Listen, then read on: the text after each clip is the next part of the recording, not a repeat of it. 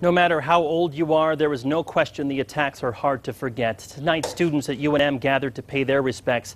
10 years ago, they were just children. Here's News 13's Alex Tomlin. Tim, most of these students watched the devastation on TV, and what they saw made them grow up quickly. A candlelight vigil at UNM's Duck Pond. Some of the flickering lights held by men who 10 years ago were just boys. Kendall Spencer is now a sophomore in college. I was 9. He says he showed up to his 5th grade class unaware of what everyone else seemed to know. Even people at that age, everyone was devastated. One of his friends filled him in as his teacher went towards the TV. They flipped on the TV and then they saw the second plane hit. It kind of made me understand that, we're not untouchable. His fraternity brother. I want to do something big for September 11th. And one of the organizers of tonight's event was just 12. I was in middle school.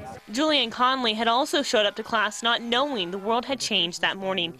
He says teachers were crying and parents were arriving by the minute to pick up their kids.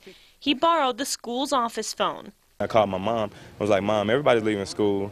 Why am I not leaving school, And she was saying, well, baby, something bad happened in New York. He said it really hit him in the days after the attack. Everybody was going to church and stuff, and it was so inspirational to see the country as a whole come together. Just a few years older and a recent high school grad, Joseph Boyd was a new Navy man. At 18, he had enlisted just days before the attack. I was slated to join the Navy a week after, on September 19th. My recruiter asked me, do you still want to go?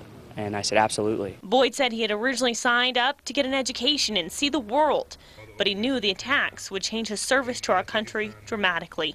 It matured me quite a bit. It brought a harsh reality to it. I kind of felt like, okay, this is real. People, do in fact die.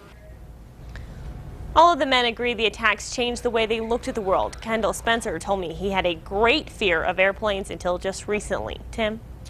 Right, thank you, Alex. Tonight's ceremony also included a military clothesline where visitors signed messages on fatigues worn by each branch of the military.